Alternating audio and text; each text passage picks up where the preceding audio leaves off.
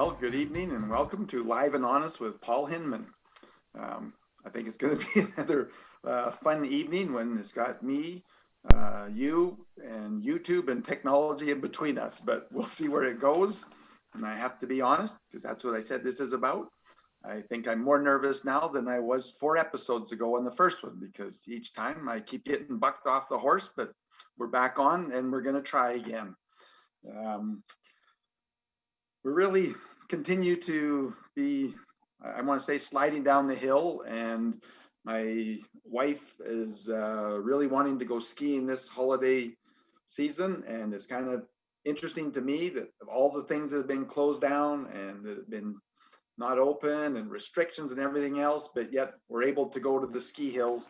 So we're going to take advantage of that. But I couldn't help but thinking about two major crashes that I had on the ski hill, and actually now a third one's popped into my mind. But the first one that I had, I was young in high school. It was on a weekend. Went up to Fernie to go skiing with my buddies, and we went up on the old can't even think of the right name now, but on the T-bar, and we got up to the top and we walked up, and then we went up over into the other snow bowl, I think is what it's called.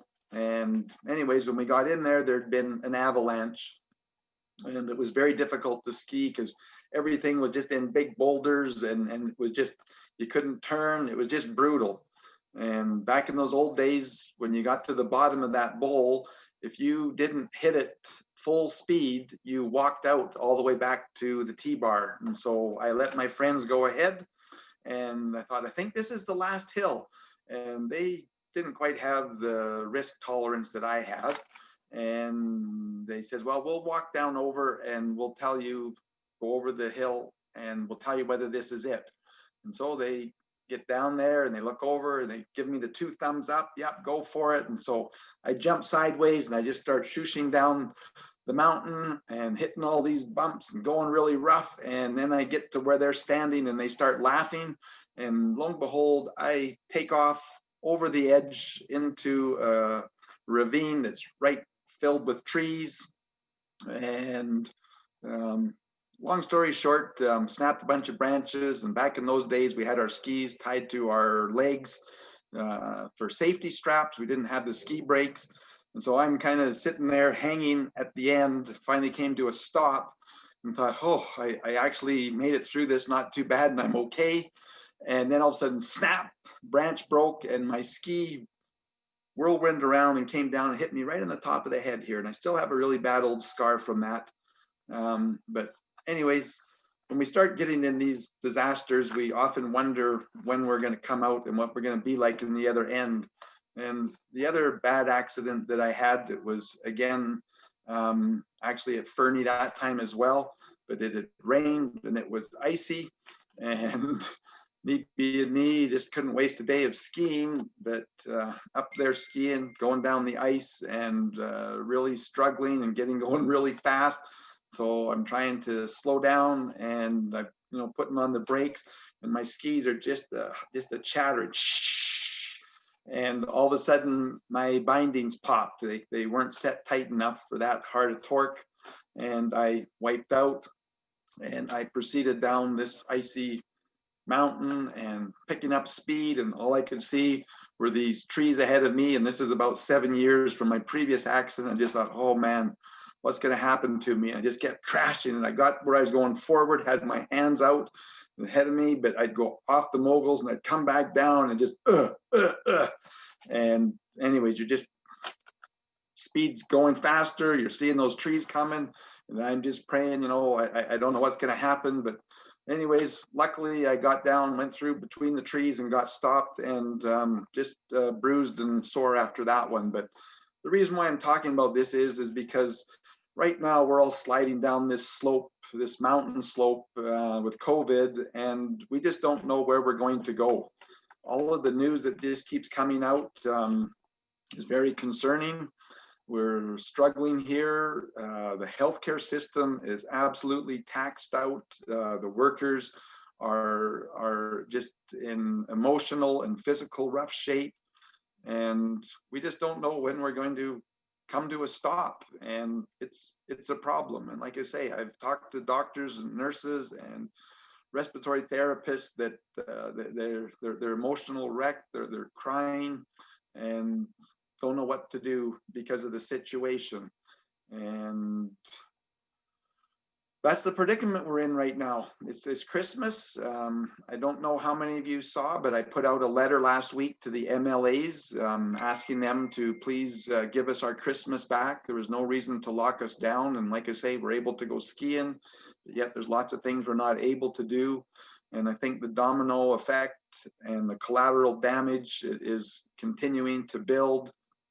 And there's two things that I kind of want to talk about tonight, and maybe we'll get into some other ones, but the number one thing that I want to talk about is this young man, Ocean, who I think many of you, and if you haven't, I'm going to show a bit of the video tonight, got arrested for playing a little bit of hockey with his buddies, open skating rink in Calgary, and was arrested. And I just found that unacceptable, unprofessional, and we're going to talk about that tonight. And then going to talk about what we can do besides being locked down and what's happening in other places in the world and how they're attempting to overcome this COVID dilemma that we're in. And we'll probably talk a little bit too about the fact that we've got this new mutant virus out of Britain. Some are saying it's not a problem, the vaccine is getting it.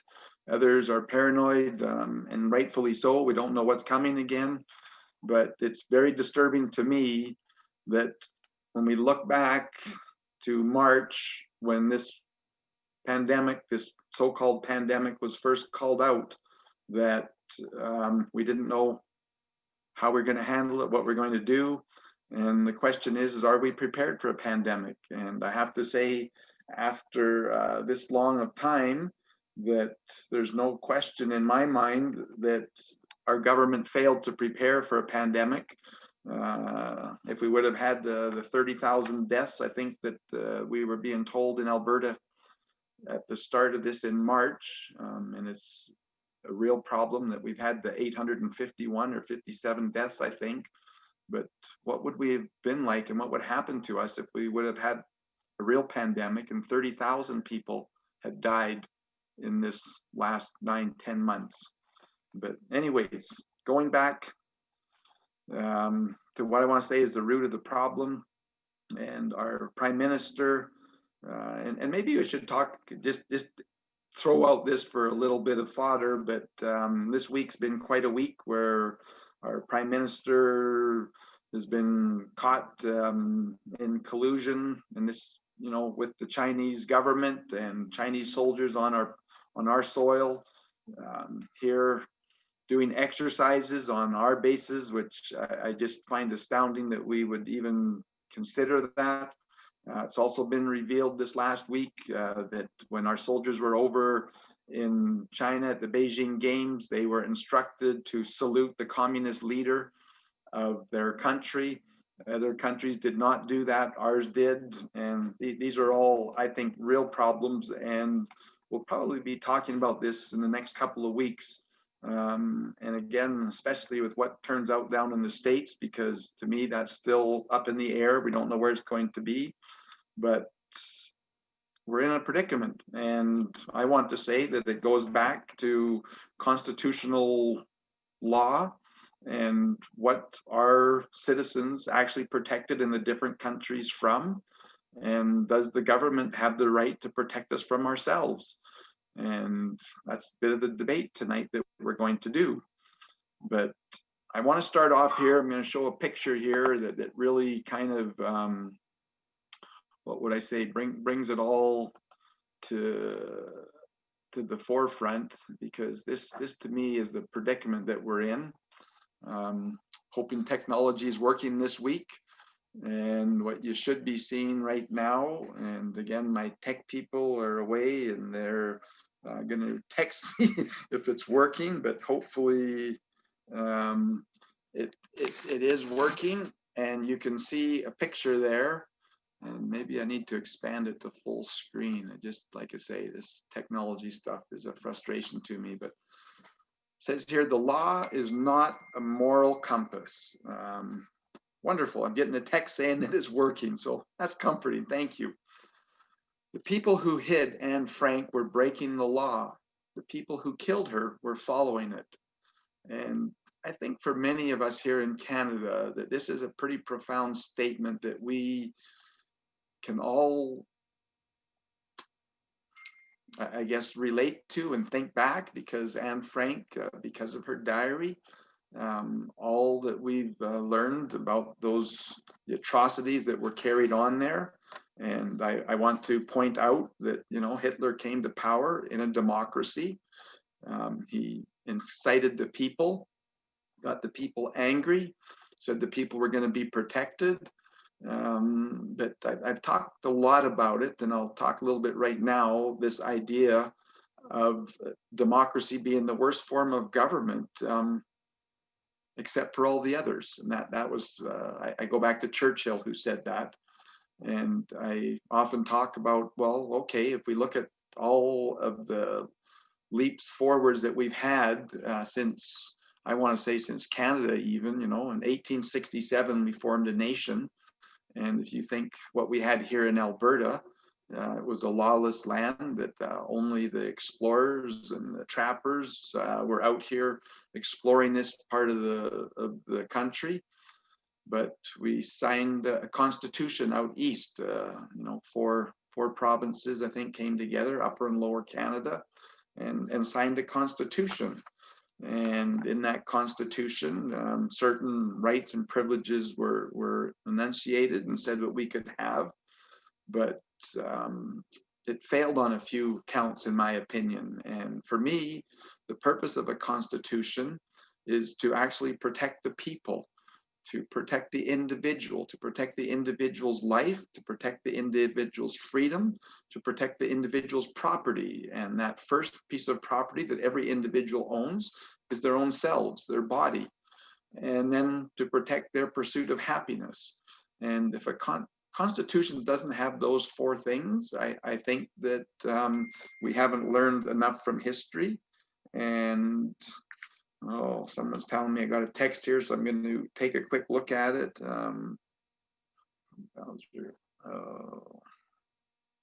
Let's see here. Sorry about this. Showing your Chrome browser with this ad that you should be showing. Well, I'm not sure here. We're just going to have to struggle along here. But this Constitution needs to protect the individual, and if it doesn't, we're at risk. And I also want to say that Constitution needs to start out, which ours does gratefully, in the right thing, in saying that we recognize the supremacy of God and the rule of law. And for those who say that, God shouldn't be in our Constitution, I will personally argue that the reason why it needs to be there is because each of us have our own worth and self-worth, and where do we get that from?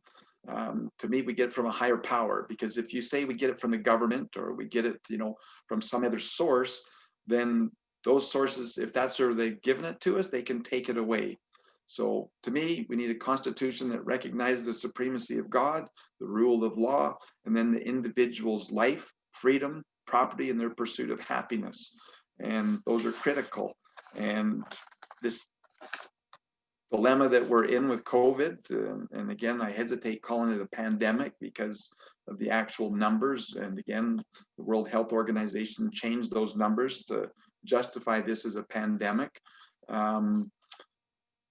Those freedoms are being stripped away. And again, as we talked about the problem with Ocean and his arrest this last week, it's really brought this to a forefront, and why we need to do something different, in my mind, other than say, well, the status quo is okay, or we're protected. And I won't get into the other things in the Constitution that I feel are what fails democracy. But again, what we need to realize in this Constitution, that democracy isn't where majority rules, and majority can therefore be bullies or vote and say these people should be eliminated, or this industry should be eliminated, or this region of the country should be punished because of what they're doing. No, a democracy protects every individual in that democracy, and you don't have tyranny of the majority, because that's no different than tyranny of the one. And I just want to switch here now, and we'll see. I'm going to have to escape, and my great love of this going on. Let's see if we can switch. I guess I'm going to stop sharing here and try and reshare with the next video that I'm wanting to play. And we'll see. Oh boy, so much fun doing this. We'll go back to here, and we'll try to share the screen, and we'll share this. This is the mother, and I don't know how many of you have seen this, but this is the mother of the young man, and I want to play about 15 seconds here. She's deaf, raised 4 boys and a girl, but we'll go here for about 15 seconds.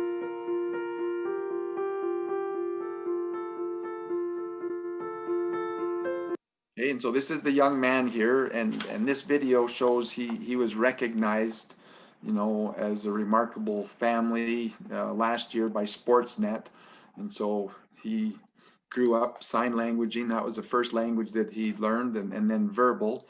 But we'll just introduce the rest of the family here.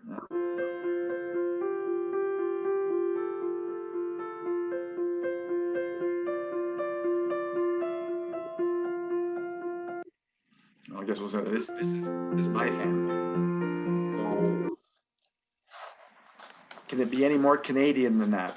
A mother with her boys, and again, these young men. I just can't think of a more wholesome thing that these young men could be doing during this lockdown period where we can't do anything. We can go to the ski hill, but can you go to the local skating rink with, you know, open skating rink? According to this, no. And to me, this is really disturbing, this whole incident here. And now I'll just shoot ahead here so that we can watch the end here as we're recognizing these individuals. This is the end of a game. These 2 brothers met for the first time. They're in the WHL, and this is the first time they've met and they played against each other. Others, please, again. The second star for the Raiders is number 19, Ozzy Weisblatt. Hey! And your first start tonight from your Calgary Hinman, Orca Weisblatt.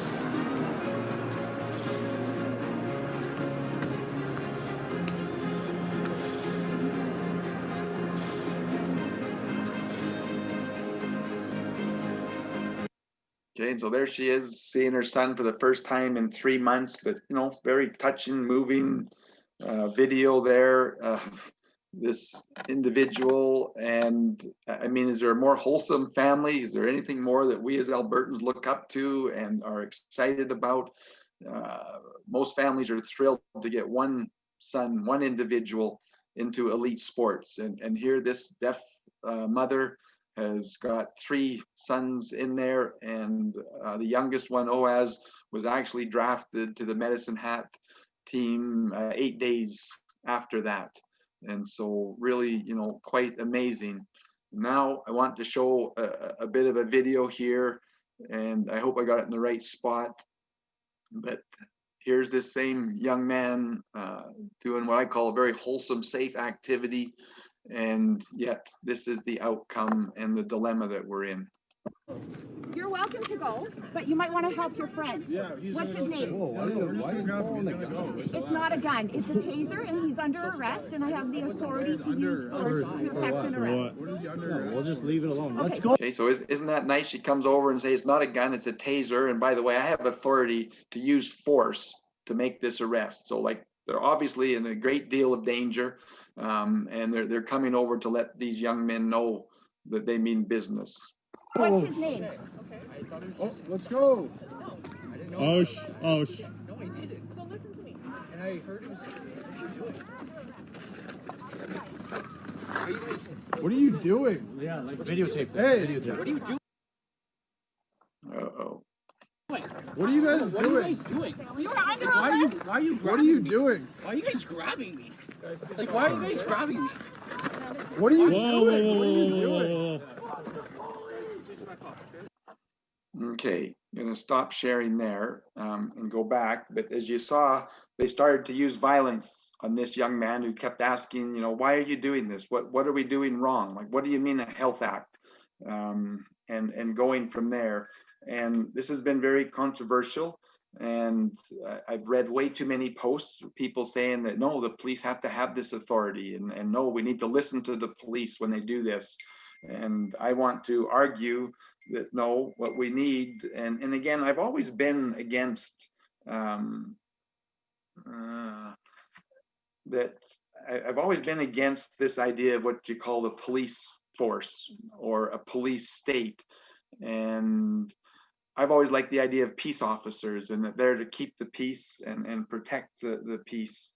And pretty important to do, in my opinion. But again, here we got all this technology coming over and it won't answer for me. And so that's the question, should we have a police force where they have these rights that they say that you're breaking, I don't know, I want to say the king's commands, that we can't get together, we can't go outside on a skating rink, but it is okay to go up to the ski hills, and we'll let this business make millions and take the opportunity, but we're going to shut down the other ones. And this is where I really have a problem. And like I say, I just can't see a more wholesome activity that these young men could be doing during this lockdown. And yet they're breaking the law. And so again, go back and we think of Anne Frank and her situation, and the people that hid her were breaking the law. And I just think that when you talk about the rule of law, there's a big difference, and the law is not the moral guide. Because in our so-called broken democracy, you can have majority rule, or just a premier or a prime minister or a health official pass these new, what we want to call unconstitutional or unlawful laws. And yet people are now on the wrong side of it. And that's the dilemma. But I want you to start, if you've got some comments, that I'd like you to start to send those in on there. And I don't know whether David, my tech guy, can send that. I don't know whether it's even working. And boy, this is certainly all frustrating here with the text coming in. It says that I think there's dirt on your camera. So I don't know. We'll try and see if we can do this. And aren't you having an interesting time? I don't have maybe I can use my tie. Hey, Paul. Do it. Paul, your camera's okay now. Was it better before, or just my tie did the job? Excellent. Okay. So anyways, with that, like I say, if people want to start putting in your comments on where you think we should be on this issue, I'd be happy to be able to have a little bit of an open discussion via text with you. And let's see if I can get up my text here working so that when it comes in, I can at least see it. And like I say, I wish there was, yeah, we've got a few coming in here.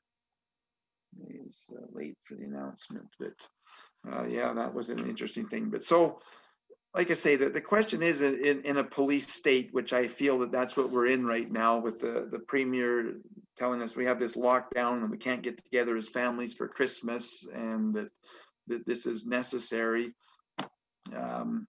is a real problem, I think. But the secondary problem is the number of businesses that if they survive the first lockdown this spring, and our premier profusely apologized and says it was the wrong thing to do, and then, I don't even know if it was 10 days later, 5 days later, he implemented this next shutdown. But yet my wife went to town today to get some groceries, and she just says, holy smokes, it's just an anthill. You can't get through the lights, people everywhere. And for the premier to pick and say, you know what, Walmart, Costco, Safeway, Superstore, they can stay open and people can come there because those are essential businesses, and we just can't shut down essential businesses and the liquor stores and other things. But yet the restaurants are closed again. People can't go in and eat. They've restricted, churches and other buildings down to 15%. And I just personally feel that this is wrong, and that the domino effect and the collateral damage that's going to continue to happen is going to be far more reaching, far more damaging than what the actual disease is. And the working and living well are being punished at a very unreasonable rate. And again, people can go back and ask the question then, why are we doing this? And it just seems the only plausible answer is one, out of fear, because we're not looking at the science, or two, this idea of taking this advantage of this virus to do the Great Reset, which I think all of my viewers will be very informed about and realizing it. And again, our Prime Minister has openly said back on the 19th of September is that we need to take advantage of this virus. And this is an opportunity to enact the Great Reset.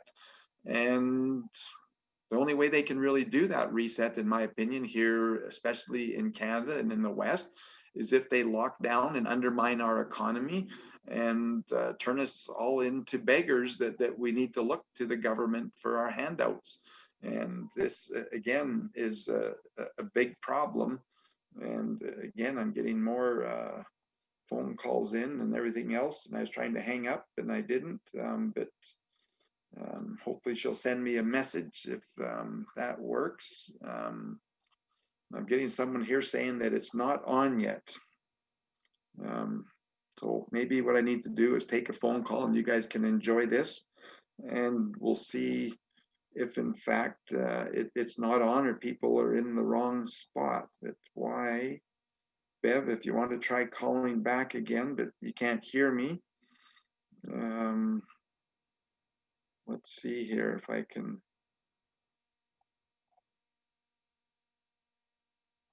Bev, is that you? Yeah, it is. Is this not working? No, people are waiting. Nothing's on. Okay. Very discouraging to think that I've been going for 29 minutes. I don't know if it's been recorded, but I'm going to hang up and call my text guy, and see what he says. But thank you for calling. And, okay, I'll just type on here that you're working on it. Okay, super. Thanks. Oh, okay. Bye. Paul? Babe, are you on and can you hear me? Yeah. Let me just check, okay? Okay.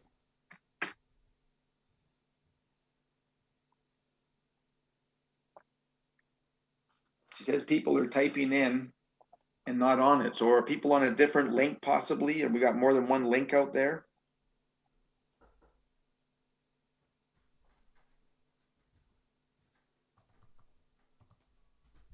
Okay, I'm just checking.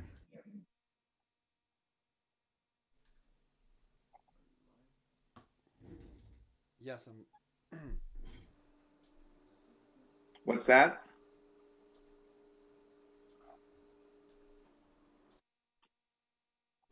Yeah, just hold on, please.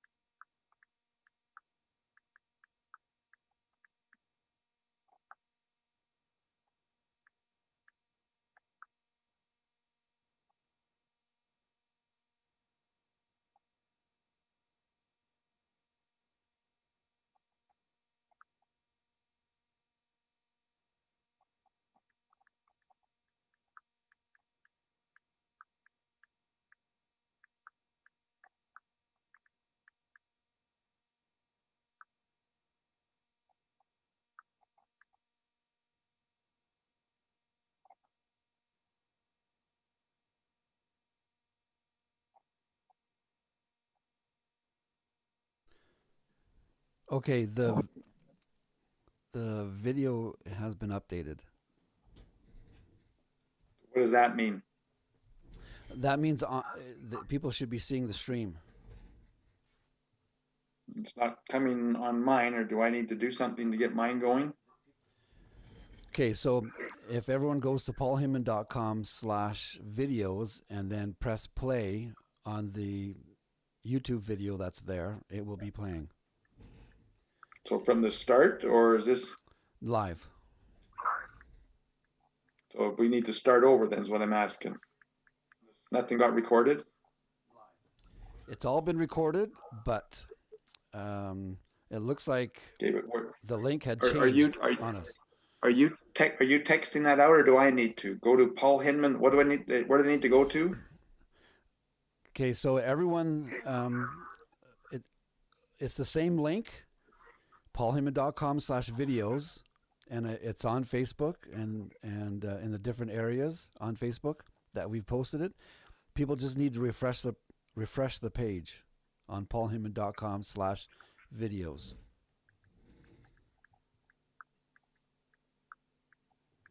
I am going to Facebook now and telling people that.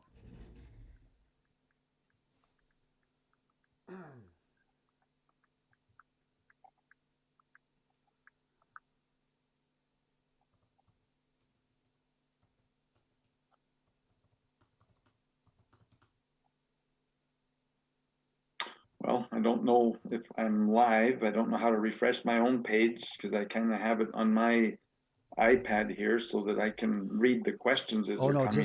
just leave that. That's the live one. So you don't have to do anything. Okay. It hasn't started broadcasting yet, then I can tell you that.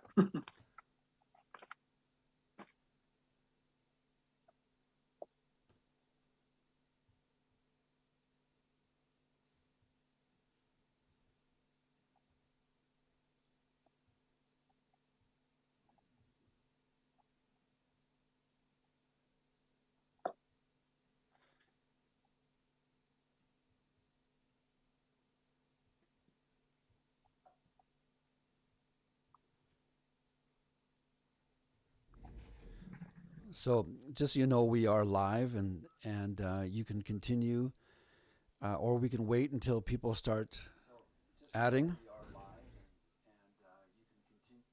How come it's not coming up on my iPad yet? Should it, or is it? Did you go away from the page? Nope. Nope. Okay. Did you go to paulhinman.com/videos? Well, whichever that original one that I linked on, before it started. Should I go back to my email and relink on? Just go to Safari and type in paulhinman.com/videos.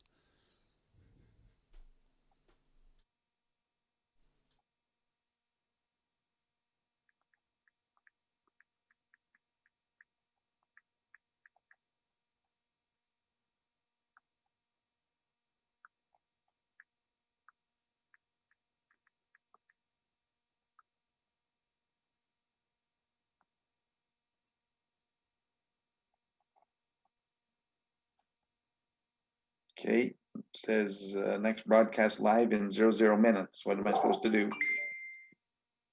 So below that, press the play button. You'll see the picture of you there. Click here for your YouTube link. Yeah.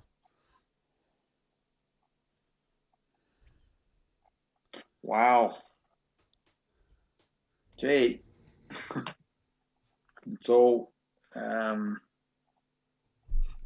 tell me, David, where should I start, or where are we at on this? Is the first just to 25 let you minutes know, actually? People are starting to join us now. So if you want to start from the beginning, that might be the best thing. Okay, well, well, I apologize, everybody, as I say each week. I start this video off 36 minutes ago, saying that I'm not any more comfortable this week, maybe less than I was the first 3 weeks, because Digital Abyss and myself seem to have allergies. And when we get together, something goes wrong, and I usually feel okay, but my digital equipment doesn't and malfunctions. But it's been an interesting week. A lot of things have happened, and we're continuing to spiral into an abyss. And I'm going to go back and talk a little bit about what I did earlier this evening. But it's interesting to me that we're allowed to go skiing. My wife and I love skiing. We'll be heading out because that's one of the activities that we're allowed to do. It's okay to go skiing, but it's not okay to go skating on an open rink. And that's a little bit frustrating to me. And I think for many Albertans that saw the video of the arrest of Ocean this week were upset. And the discussion back and forth was sad to see that those that are on the side of the police state and say, yeah, the police and the state should be able to protect us from ourselves, when, you know, the fact of the matter is I don't know if we're up to 17 healthy Albertans that have passed away from COVID.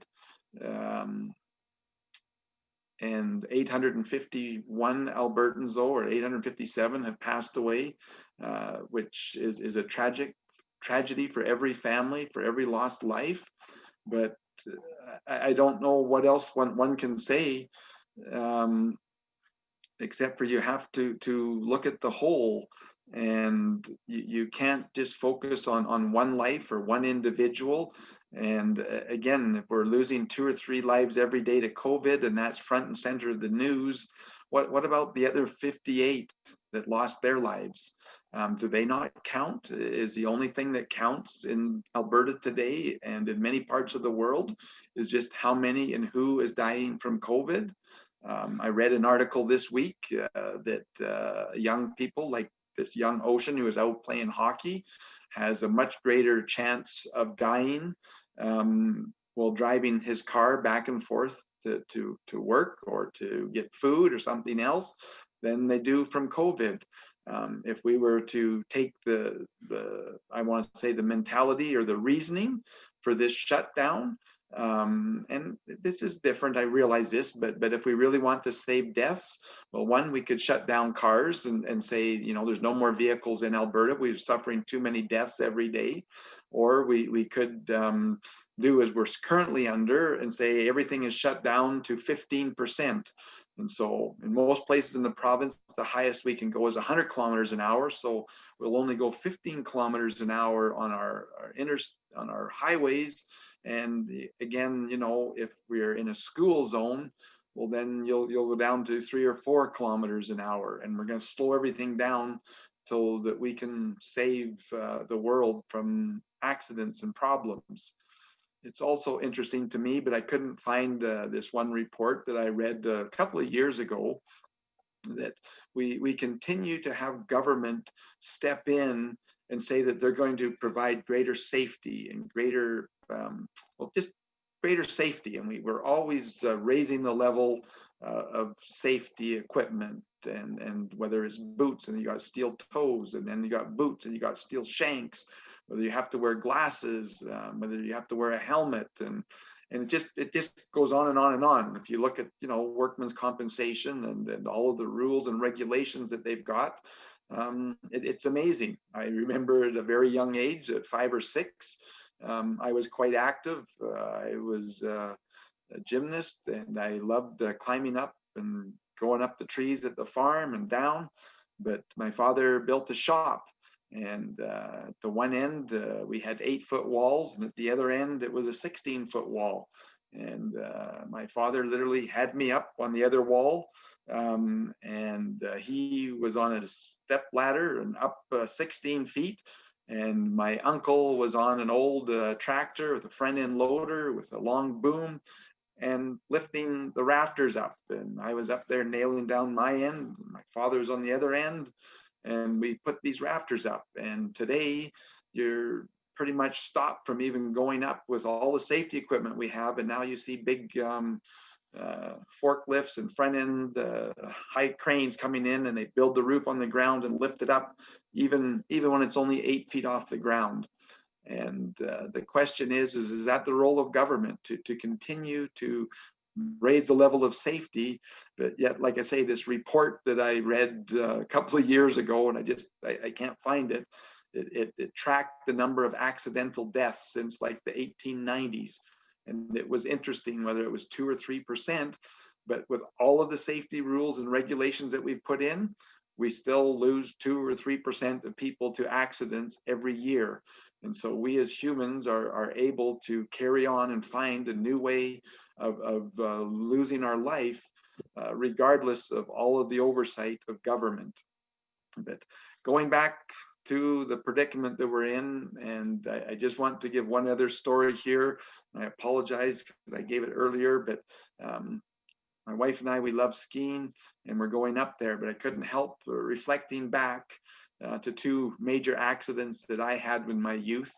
And I'm just going to refer to the second one now for those that watched the other one, but it's up at Fernie. It had rained, it was sheer ice, and I was coming down on the moguls and the velocity was scary.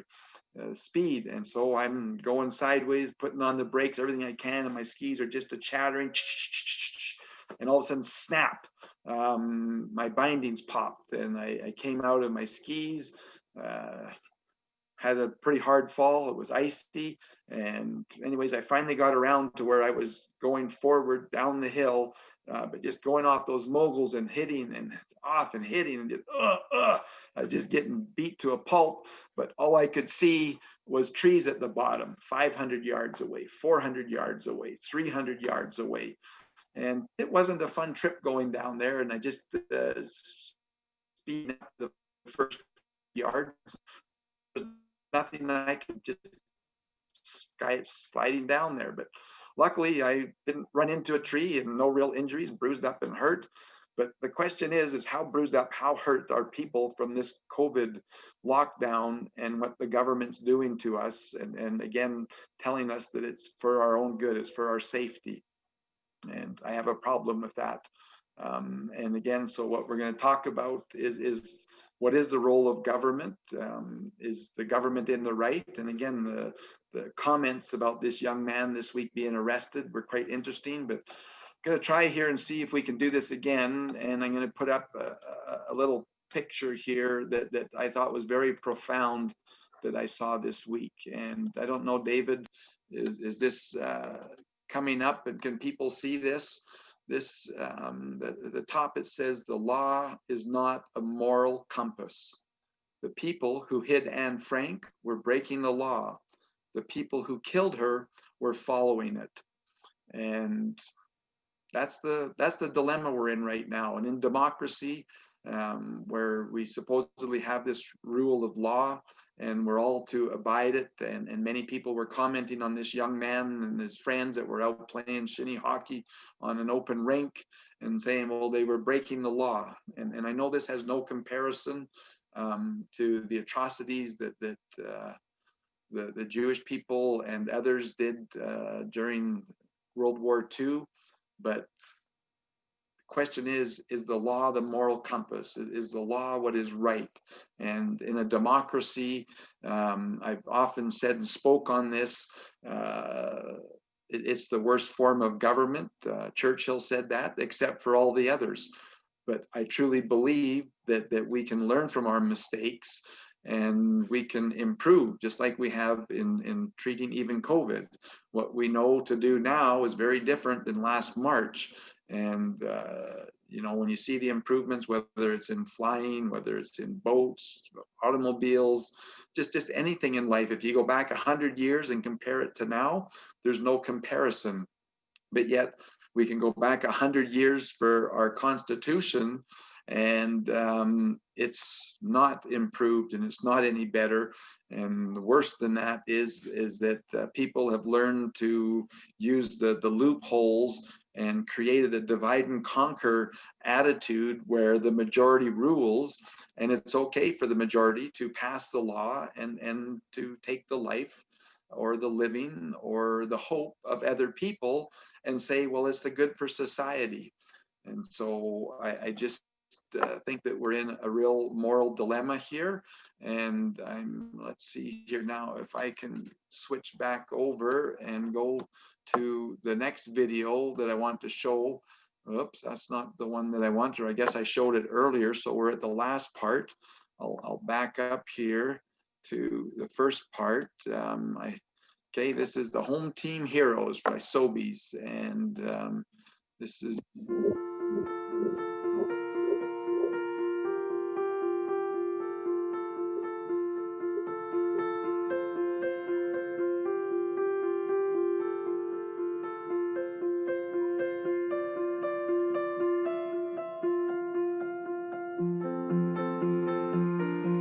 Okay, wow, what a powerful impact to see this exciting family here that's in Calgary. This mother is single now and trying to raise her 5 children, and she's deaf. And Ocean, the young man that was arrested as we started this off,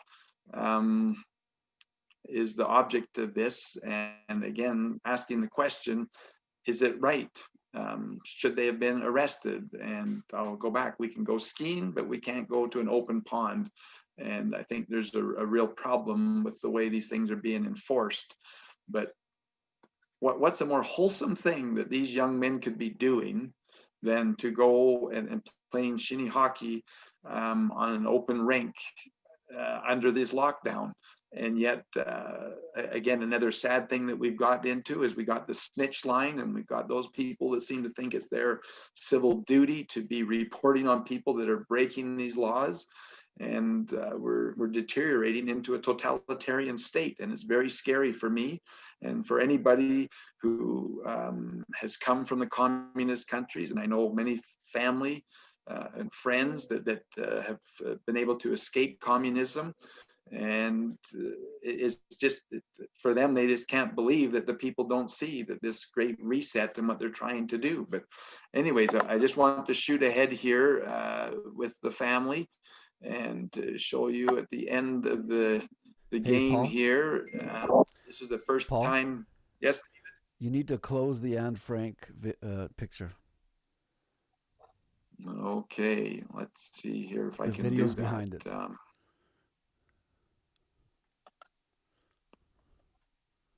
Okay, let's see if we can make that work.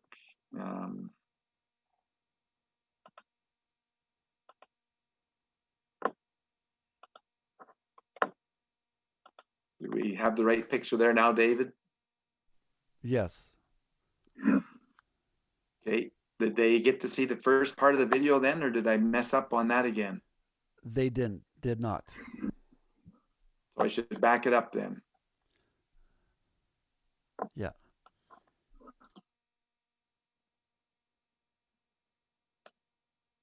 Okay, I apologize, everybody. This is certainly trying.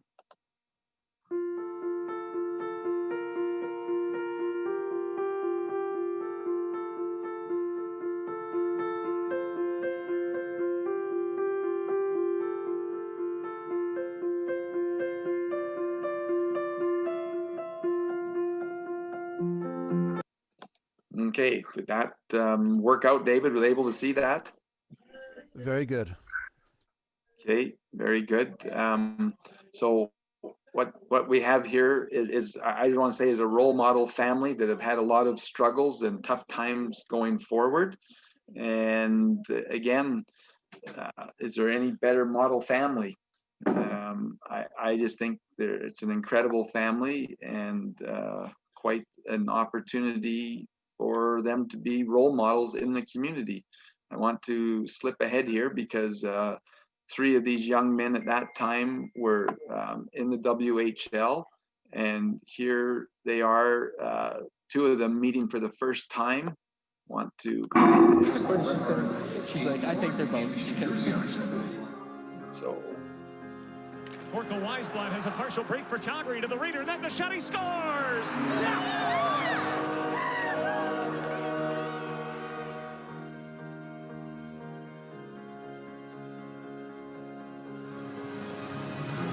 second star for the Raiders is number 19, Ozzy Weisblatt.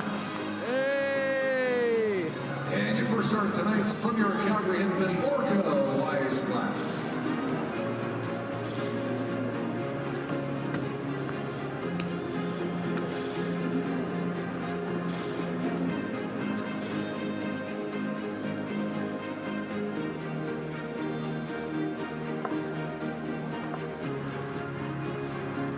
And so there, you know, first game, the mother's there, hadn't seen her son in 3 months, but you can just see the love and the harmony in that family and the pride that they have. But yet these are the criminals of COVID and the situation that we're in right now. And I just think it's disgusting and it's wrong. And we need to stand up for these individuals and say no. But there's others that are saying, oh, it's the law. These police officers had the right. And I want to jump from there to show you the video. And again, it's been jumped ahead because I thought that we'd watched this and everybody saw it earlier tonight. But here's the officers telling these young men to get off the rink. Oh shit! Just shut up. Let's go. Let's just go. Hey, let's go. What's his name? We're just gonna go. You're welcome to go, but you might want to help your friend. Yeah, he's What's gonna his go. name? Whoa, we're just gonna grab him. He's gonna go. It's not a gun. It's a taser, and he's under arrest, and I have the authority to use force to effect an arrest. What is he under? We'll just leave Okay, it. so isn't that great? Coming over there, I need to know his name. I have the authority to use force because I need to make an arrest here. And like I say, it's quite obvious by looking at this video that the world's coming to an end. This is a crisis, and thank heavens for our best. And I think this is an embarrassment for every person in uniform, and why we're losing trust in our force. And I wish I had peace instead of a police force. But anyways, it is. And I just want to show you the raise the violence that comes. Let's Okay, go. so what's his name? Oh, let's go. Oh sh. Oh sh. No, I didn't. So listen to me. And I heard him say, What are you doing? Yeah, like videotape. Hey. Videotape. what are you doing? What are you guys What are you doing? guys doing? You were under Why are you arrest. why are you What are grabbing you me? doing? Why are you guys grabbing me? Like why are you guys grabbing me? What are you I think doing? we've seen enough there, but to raise the level of violence that these police officers are going to do because they need to arrest this individual because he's a threat. And so we'll stop sharing here now and see if it goes back. But very disturbing. And again, it's not about what I want to call safety or I don't know, a situation where the police need to come in and then the raised level of violence. And it really bothers me as you watch them that they couldn't ask him to say, just turn around, put your hand behind your back. We need to arrest you. No, we got to force you to the ground. We got to stick your face in the ground. We got to twist your arm. And again, this young man, I think, showed incredible restraint from not just pushing these officers off and leaving. But anyways, it's a real problem. And I'm hoping that people are putting in some comments here because we need to discuss this and whether this is the right way that we want our society to be running here in Alberta. Because for me, it's wrong. I want a constitution that protects the individual's life, their freedom, their property, and their pursuit of happiness. And we've lost, that's just off the table right now. And I don't know. And again, this week, for those that the Justice Center was in court trying to get an injunction to allow us to have Christmas. That failed, unfortunately. I don't know how many of you are aware, and it's on my website though, but I sent out a letter to all of the MLAs. They could bring this to a stop if our MLAs were to come together in uniformity and an agreement that this lockdown is wrong. Give people the information, let those who are at risk that need to stay home, stay at home. If I want to go out with my wife to be able to go to a restaurant, I believe that it should be my right, and that restaurant should be allowed to be open. And yes, we've got new restrictions in place, but they continue to raise that level, and it's a real problem, and the collateral damage that's going to continue long term because of these lockdowns, and the people that have lost their businesses, they've lost their livelihood, is not going to be easily repaired, if ever. But yet one has to look and say, well, is this what Justin wants? Is this what Klaus Schwab wants with the World Economic Forum, is to destroy our economy and create a have-not province that becomes dependent on government? And you can look anywhere in the world where communism, socialism, totalitarianism, dictatorship takes over. There's no place that you see people prosper and that the peace is brought back. I mean, I think the best example that we could look at in the last 30 years is Venezuela, the richest, if not the second richest country in South America. And they've spiraled down to the second poorest in South America when they have so many resources. And again, this all goes back to government policies, government laws and regulations that destroy the freedom and the opportunity for people to go forward. But anyways, let's see if there's some questions here. David, are there questions coming in on the screen on this arrest, or what do we have going here? Can you see the YouTube broadcast on your iPad? I can, but I'm not seeing any questions. Are there any questions that have come up? There are comments. There's mostly, well, they're all comments. Oh, yeah. Here I'm finding one. The police do not have the right. They took an oath to protect the public, to follow our Bill of Rights. And yes, that is exactly the problem there, is that they're to protect. And again, I have a problem with even the name police officers. I think that they should be called peace officers or sheriffs. And that's their job, is to keep the peace. And there was no breaking of the peace. There was no threat with these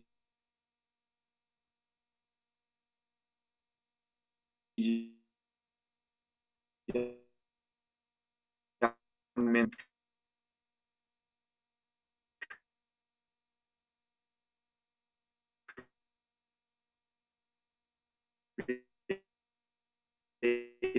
This people's individuals' freedoms is what government.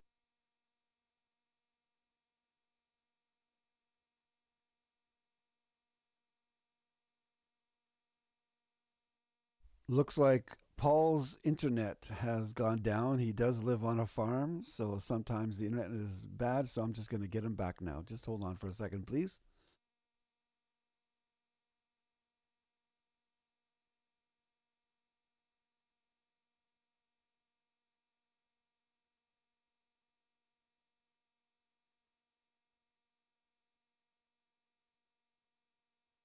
The call coming in. David?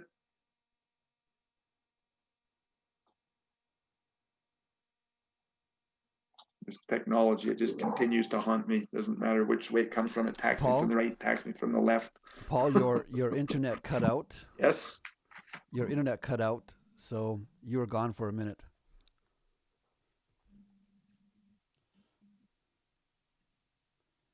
So you're back now. Oh, so we're offline?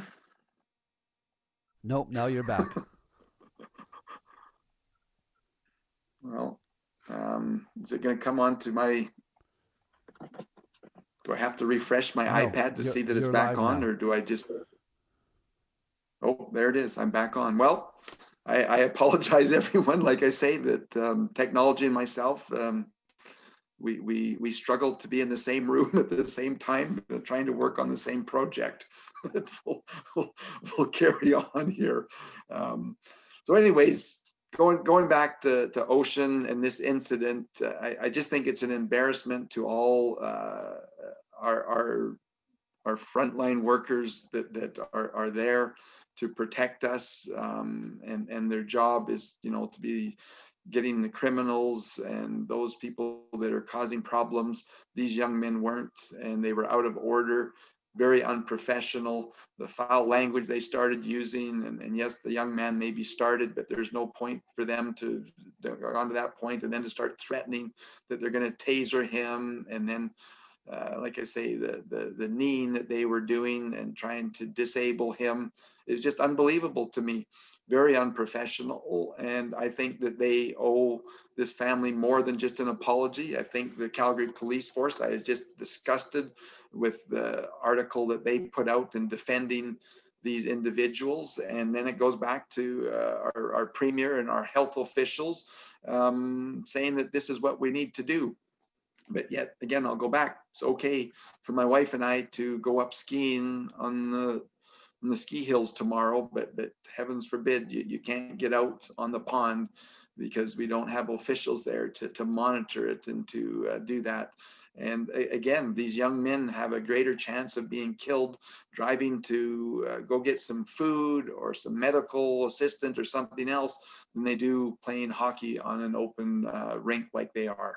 And so we've really got things messed up here. But bottom line, we need a constitution that protects the individual, their life, their freedom, their property, and their pursuit of happiness.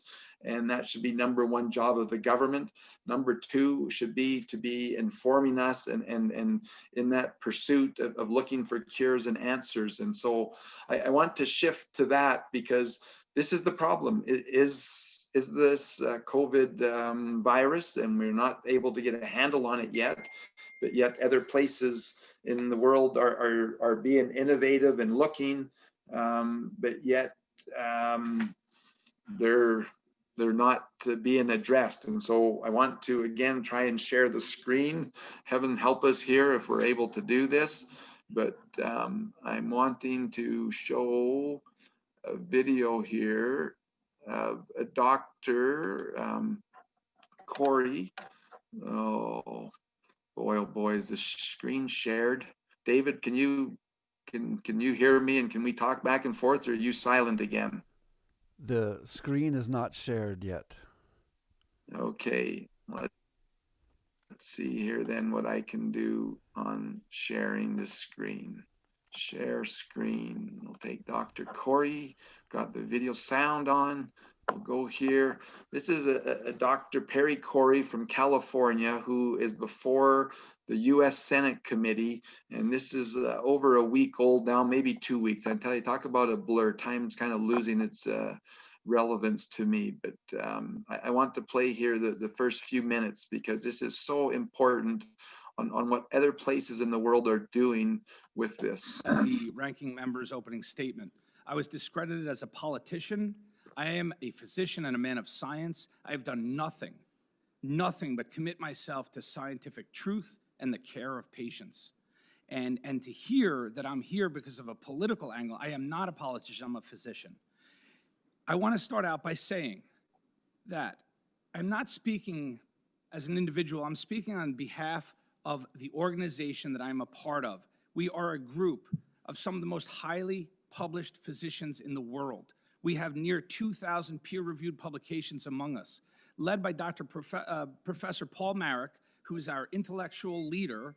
We came together early on in the pandemic, and all we have sought is to review the world's literature on every facet of this disease, trying to develop effective protocols. You just mentioned that I was here in May, and I wouldn't say touted, I recommended that it was critical that we use corticosteroids in this disease when all of the national...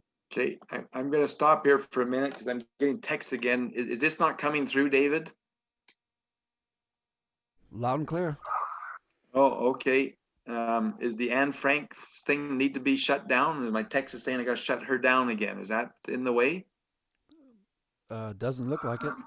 Okay, sorry about that, people. But so here's this physician, and again, later on he'll talk about the people that he's losing and how sickening it is. But he's saying, you know, I was here back in May saying you needed to use steroids to treat these people because they were doing the research up front and doing the trials. It's just incredible to me how this has been politicized. And I'm going to jump ahead here a bit. and see if we can get to the ivermectin. And showing that as a prophylaxis agent, it is immensely effective. You will not get sick. You will be protected from getting ill if you take it. In early outpatient treatment, we have 3 randomized controlled trials and multiple observation as well as case series showing that if you take ivermectin, the need for hospitalization and death will decrease. The most profound evidence we have is in the hospitalized patients. We have 4 randomized controlled trials there, multiple observation trials, all showing the same thing. You will not die, or you will die at much, much, much lower rates. Statistically significant, large magnitude results if you take ivermectin. It is proving to be a wonder drug. It has already won the Nobel Prize in Medicine in 2015 for its impacts on global health in the eradication of parasitic diseases. It is proving to be an immensely powerful antiviral and anti-inflammatory agent. It is critical for its use in this disease. We, again, stand by our manuscript. It is a scientific manuscript. It's been submitted for peer review. But please recognize, peer review takes time. It takes months. We do not have months. We have 100,000 patients in the hospital right now dying. I'm a lung specialist. I'm an ICU specialist. I've cared for more dying COVID patients than anyone can imagine. They're dying because they can't breathe. They can't breathe. They're on high-flow oxygen delivery devices. They're on non-invasive ventilators, and or they're sedated and paralyzed and attached to mechanical ventilators that breathe for them. And I watch them every day. They die. By the time they get me in the ICU, they're already dying. They're almost impossible to recover. Early treatment is key. We need to offload the hospitals. We are tired. I can't keep doing this. If you look at my manuscript, and if I have to go back to work next week, any further deaths are going to be needless deaths, and I cannot be traumatized by that. okay, how much more passionate of a plea could we possibly have? And I guess I need to end the share here now. Let's stop that.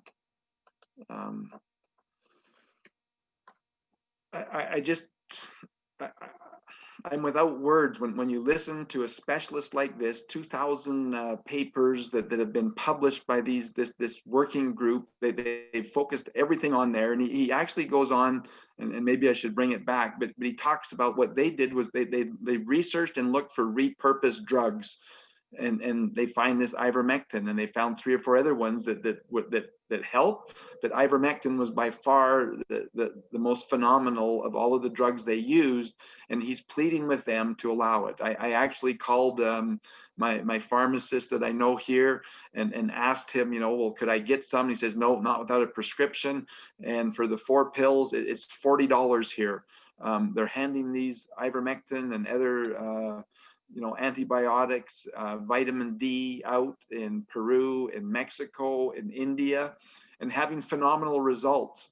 But here we're forcing our frontline workers to try and help these people, but we're not allowing them to use the tools that will actually save them. And it's just, it's almost criminal to me. It's appalling that our government isn't out doing the research, finding this, and allowing trials to be going on here in Alberta. With hydroxychloroquine, we had a trial going back in July, and they suspended it. You have to ask why, because that is another one of the leading drugs to use for this. And again, ivermectin, hydroxychloroquine, these are FDA approved, been used for 50 years, some of them, ivermectin only 30, and they've got an incredible track record. As the doctor mentioned there, that this drug, ivermectin, won the Nobel Prize in 2015.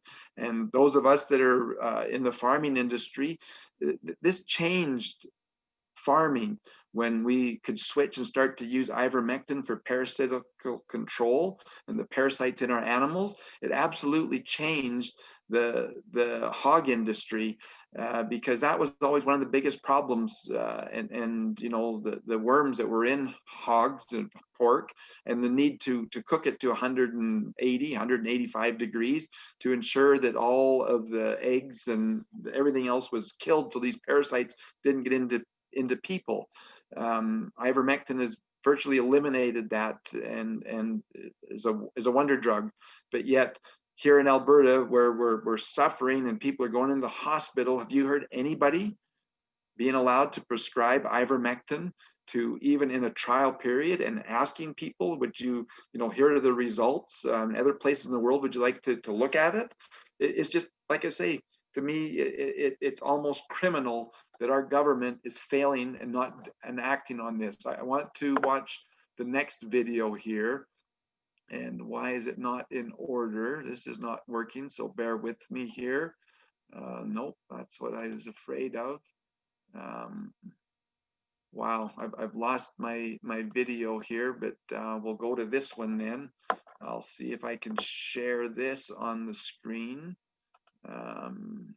Share screen. Why isn't it clicking? Oh, I'm not able to find it on here. Why not? I hope that this is sharing right. Oh, this actually isn't what I want. This is Ontario, and we'll come back to that. I'll see if I can find. Oh man, this is not going well. We lost those ones from Peru and Mexico, and I thought I had everything so well organized here before we got into this. Afraid I've lost them. Let's see where else if I can possibly go back.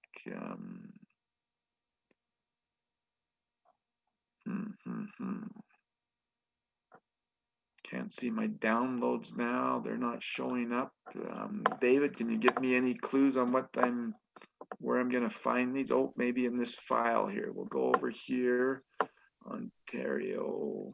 Nope, it's not. They should be in the tabs that you have open in Chrome. I know that's where they're supposed to be, but when I must have shut it off and lost them because they're not up there. Well, that's very disappointing. So maybe you accidentally closed it, huh? What's that? You might have accidentally closed the tab. That's what it appears that I've done. Anyways, I'll just basically share once again what it did. It's definitely disappeared off my screen. Okay, let's go back and see if you can even find me on here now. Wow, can't even get back to my screen. Same old problem I always end up having here, but I don't know. Am I back with me on the screen? Anyways, when you look at the one province in Mexico where they started handing out ivermectin, an incredible drop in the actual illnesses. And again, they want to talk about cases when I want to talk about infections. Peru has phenomenal response. India, every country in the world that is using ivermectin as a preventative or early treatment is seeing results. But yet we're watching people here in Alberta die. And as Dr. Corey said to the Senate, if this is happening, it's on you. And I just think it's shameful that we don't have a health official that is informing us and saying, look, we're looking around the world. We're looking for the best things that we can do. We need to desperately help our frontline workers who are exhausted physically, who are mentally being traumatized, dealing with these deaths. I've talked to doctors, they brought me to tears listening to them tell their stories. Talked to respiratory therapists, same thing. I ended up with wet eyes and tears listening to them and sharing their stories. And yet our premier and our health officials say the answer is to lock everybody down. We'll do collateral damage over here rather than treat them. We could look at again. I do have the stuff here from Ontario, which is quite interesting, and I don't know if I'm going to be able to. Is that sharing now? The Ontario. I'll watch here, and I apologize for the 20-second lag to see if this has come up on the screen. No, it's not sharing yet. Not sharing. Okay, thank you, David. Let's see here what we can do. We'll share the screen.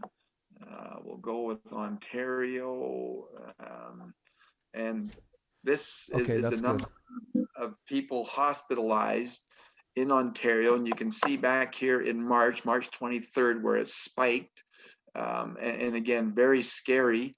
But it's interesting when you look at Sweden, South Dakota, and other places that spiked and then didn't go to a lockdown, that basically their curve went down as ours did. And so the virus hit and then it subsided.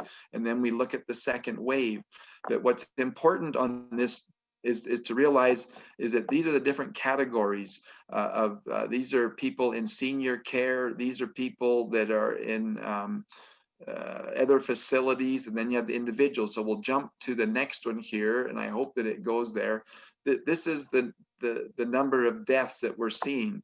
The number of deaths in Ontario on December 17th, long-term care homes, 101 individuals. Group homes and supportive homes, 14. Child care, 0. Bars and clubs, nightclubs, 0. Retail, 1.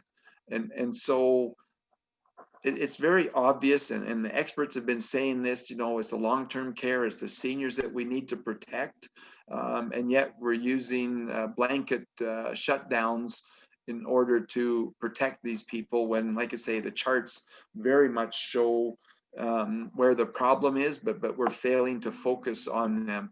And again, last week, our Lieutenant Colonel David Redman talked about the emergency response and how we should be doing that.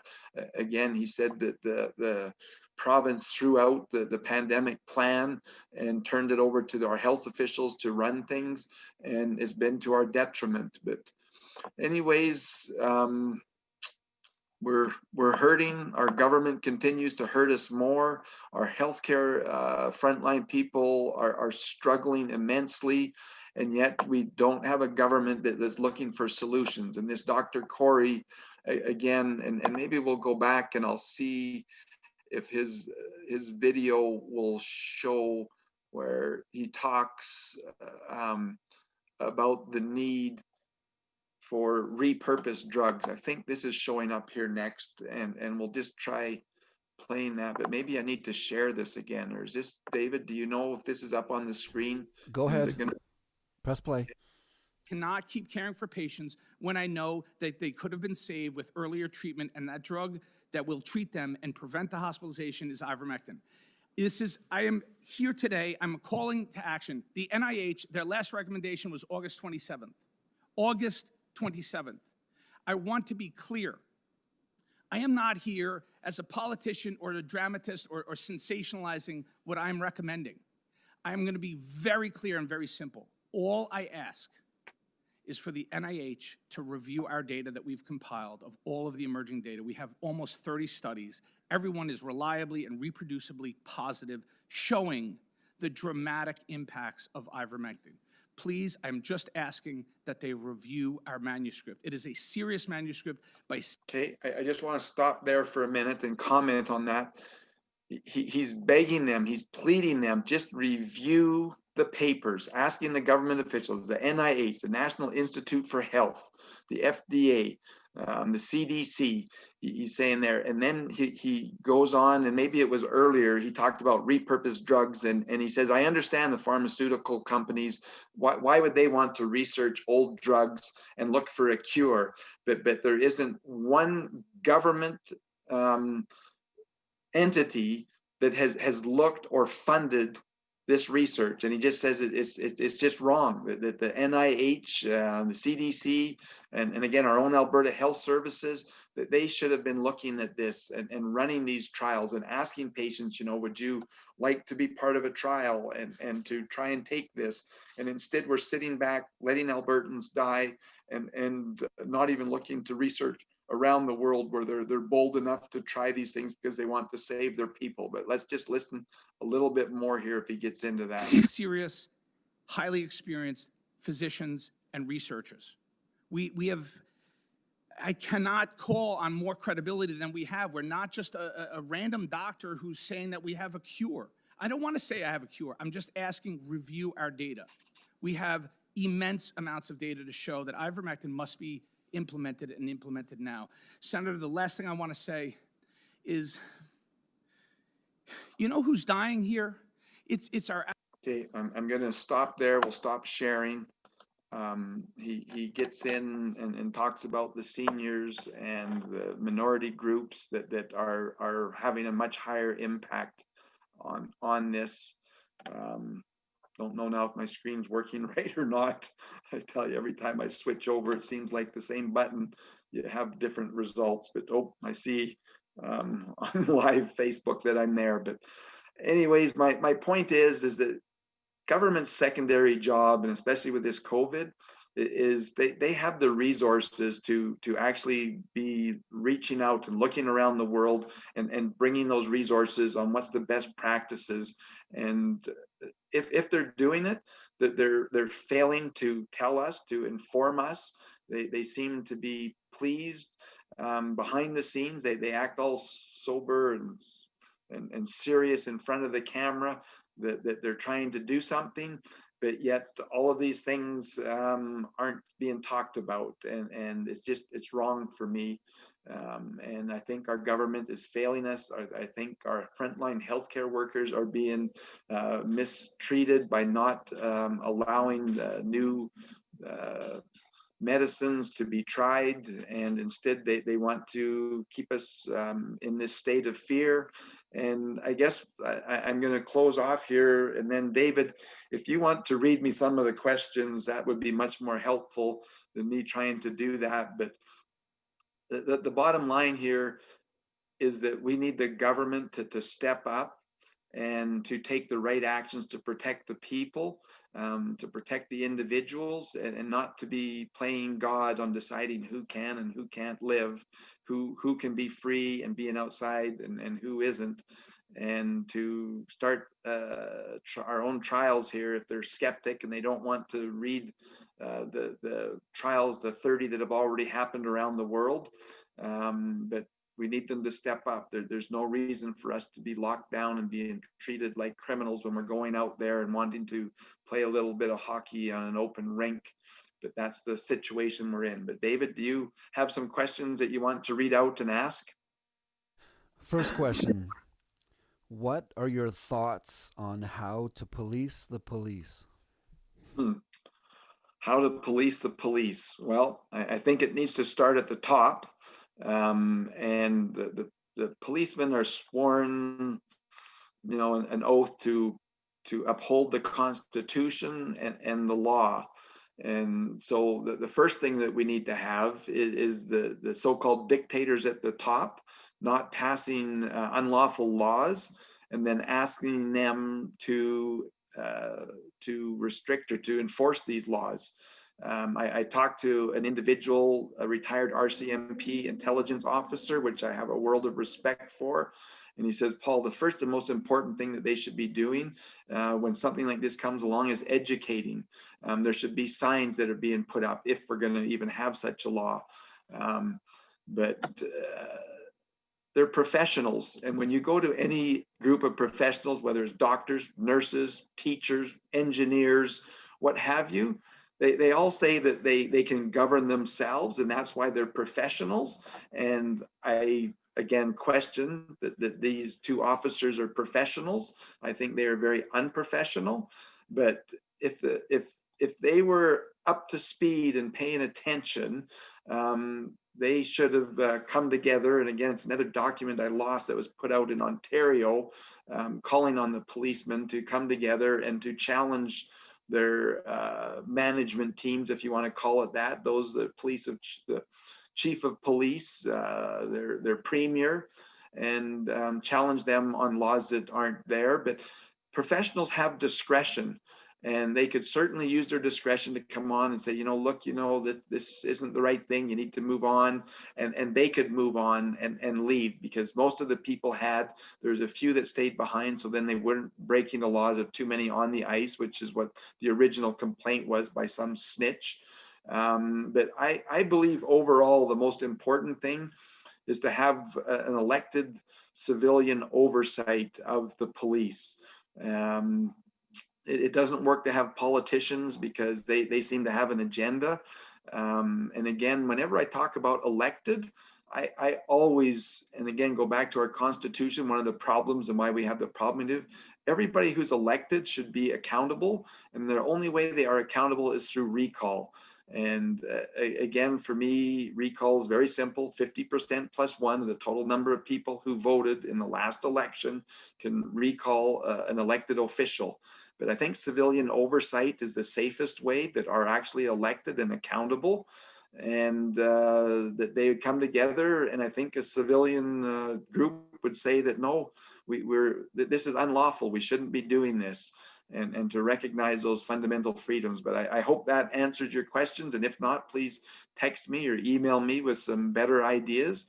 But together we need to get control of the police and their direction that they're being given. Another question, David? Okay. If, or I would like to say when, WIPA is successful, is there a plan to refresh the justice system? Whoa, excellent question, and thank you for it. You know, when it comes to the rule of law, it is, are we a just society? And I would argue not good enough. First of all, I want to say we veered off to this idea that every perpetrator and every criminal somehow has to be respected and given their rights, and we can't take away their rights. Even the idea that they can vote in jail is beyond me. But what we need to focus in the justice system, and again, when you look up justice, what it's talking about is to try and right a wrong. And again, when you talk about asking someone for forgiveness or wanting to repent, usually you try and correct anything that was wrong. And our victims are the ones that we should be most focused on first. And are we able to make them whole again? If they lost the vehicle, we can make that whole. If they've lost, if they've been physically assaulted, we can't make them whole, but we can certainly get them the help that they need through therapy. But in a just society, the first and foremost thing is to look after the victim and not victimize them over and over again the way we do. Second of all, though, those that have committed, the perpetrator, the criminal, we need to change and have rehab facilities. Those that aren't physical or major crime need to go into facilities. Trades, they can do constructive work, they can do something. The jail system has major problems. I mean, there is a situation for hardened criminals that they need to be, whether it's in isolation or whatever. But many the people that get convicted for the first time, especially young ones, they go in and the only thing they learn is how to be a better thief, better criminal, and it's not good. So we absolutely need to revamp it. We can, and I've talked to enough judges, police officers, that this is doable. It's not that hard to do. And like I say, focused on the victim and to make sure that we try and make them whole the best we can. But hope that answers your question. We could do a whole hour on the revamping of our I call it our legal system, and we need to transform it to a justice system. But thank you for the question. What's the next question there, David? And maybe we'll just go two more. I didn't realize how late it is. We've been going for quite a while. But let's have the top two questions, David. Well, we have one question at the moment, Okay. And that is, where did the pressure come from that turned Kenny around to lock us down? Excellent question. I want to say it came from the health officials. And again, if you actually go into those hot spots where we have the people in the ICUs, and again, we haven't used up all of our ICU beds, but the frontline workers have been exhausted. And again, the techniques that they use, that when one person was exposed, or they came in and someone tested positive, they often would send home 14 people that were in their presence for 14 days. and they actually cut down the amount of frontline workers that we had. Historically, unless you have symptoms, we haven't stayed home from work. We haven't done this. And what really troubling to me is that they never did report and say, gosh, we sent 14 people home who may have been exposed to an individual who tested positive. They don't even tell us that this individual shows symptoms or just test positive.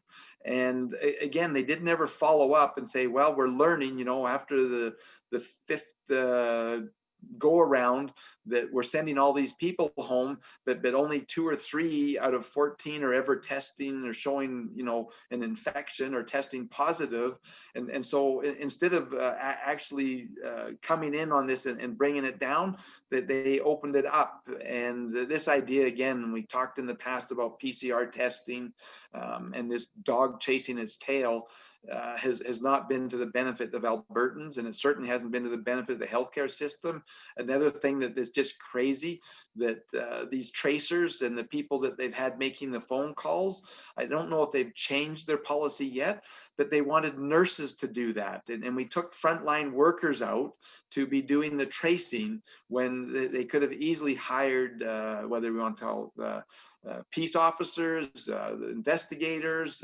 I think they could have easily trained people, and we didn't need health officials to be doing the phone calling and coming from front line, but they've shortened it down. They put tremendous pressure on a few individuals. And because of that pressure and the deaths that were mounting, Kenny had no other solution. So he says, we have to. They just kept telling them that, our healthcare system is going to collapse if we don't lock everybody down. And out of that fear of a collapsed healthcare system, which they've spent no money, no time to create the robustness that we need or prepared for the second wave. And because of that, he flat out said, is that we can't afford to overwhelm or collapse our healthcare system. So we have to go into lockdown. And again, I just say that was very poor management, and they failed to look out for that. But I just want to thank everybody. It seems like we're like COVID. We're on a downhill slide on our our digital world. David is an hour away from me and tried to assist me tonight, and I thank David for that. And I thank those of you that have had the patience to stay on. But we'll be back in the new year. I wish you a Merry Christmas, a happy and prosperous new year, and may the spirit of Christmas be in your hearts, that you'll look out and that we'll try and help those in need. And whether that's by phoning, whether it's Zoom, video calling, please be considered